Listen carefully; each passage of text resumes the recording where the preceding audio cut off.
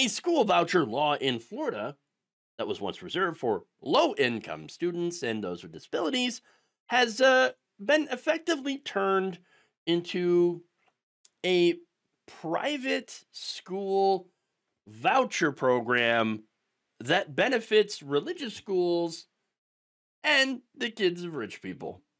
That's right. It has effectively funneled nearly $3.5 billion of taxpayer money just this year into private religious schools across the state, mostly Catholic schools. Okay. And all while benefiting the wealthiest Floridians in the process. So now in 2023, the voucher rules were changed because this voucher program had been around since about the 90s, right? But it had strict income limits and who was eligible to get this money. So now Republicans decided we're going to drop the income limit. We're going to make it a free for all. Hell yeah. And what happened is that it turned in this voucher program into a subsidy for rich people and these religious schools. In fact, more than 122,000 new students, more than 122,000 students started using vouchers for the first time in 2023-2024 school year. Nearly 70% were already in private school at the time. So, wait a minute. They were already there? Yes, it's just now they get the vouchers. Many in some of Florida's priciest institutions. Okay, many of these students. This is according to data from Step Up for Students, a nonprofit that administers most of the state's scholarships. So they're not even, they're not even trying to hide the ball here. They're saying, oh yeah, no, we got all this public money being funneled into these private schools. Look at our numbers. They're fantastic. Great. Now, about 40% of that number came from families that were too wealthy to have qualified for these vouchers previously. So, already going to these schools. But now, they get to go there on the taxpayer's dime. Oh, hell yeah. Like, we were already going to private schools, and we were already made too much money to qualify for these vouchers. But now that the vouchers are there, of course we're going to take it. Of course we're going to take it. Now, of course, the result here has been disastrous for public schools.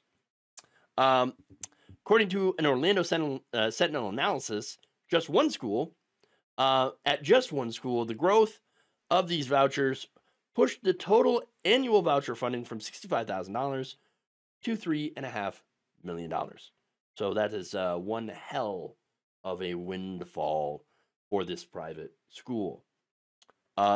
Look, a large chunk of that money, according to this analysis, went to Florida's most expensive private schools. Many of them had previously served few voucher students in the past because, again, they couldn't really afford it. But now that it's open, well, here we go. Campuses that advertise an annual tuition of $15,000 or more added more than 30,000 voucher students last year.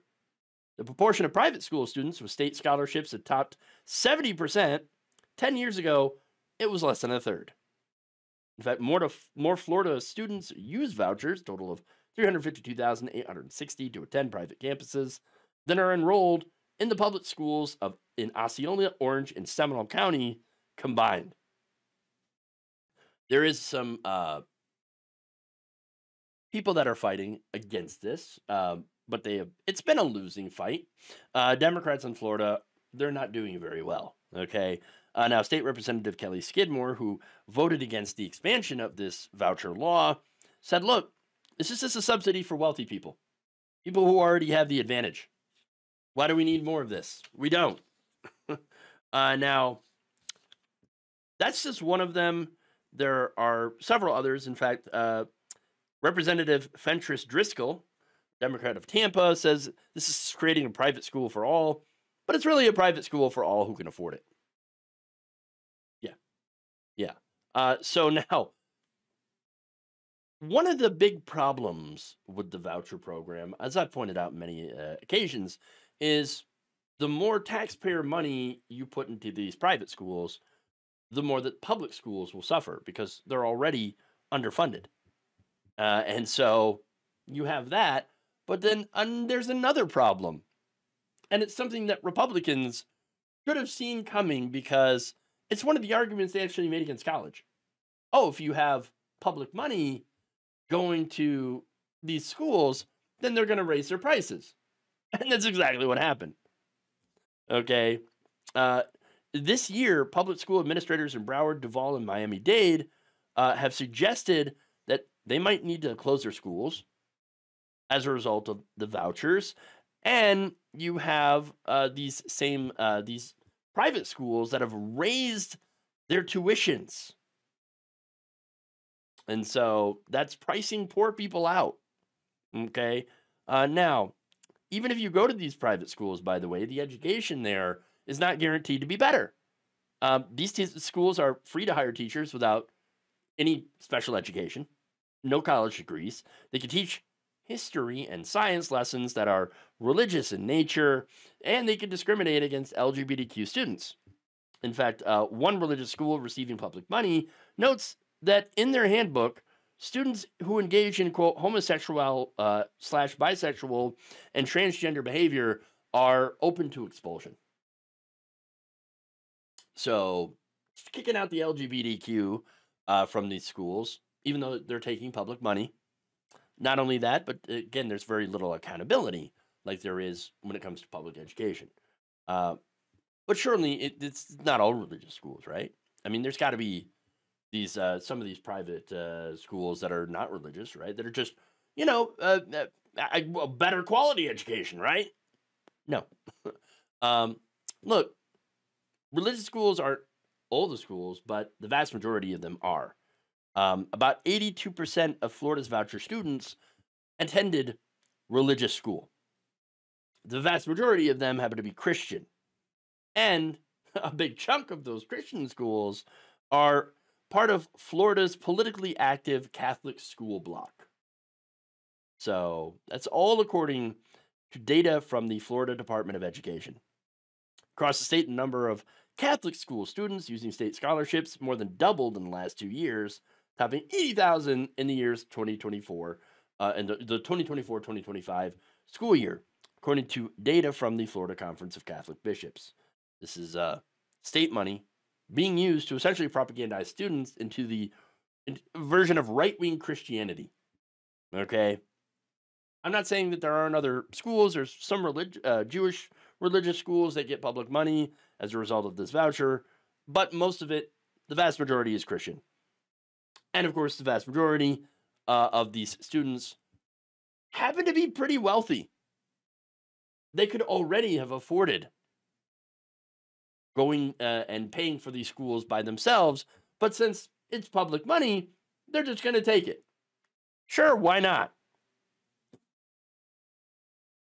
And if you think that this is only happening in Florida, oh no, there's Texas is expanding their vouchers as well. And President Trump has a plan to expand it to everywhere. On January 29th, Trump signed an executive order requiring a study, right, on how states could use federal education funding for universal K-12 scholarships, seeking to replicate Florida's system nationwide.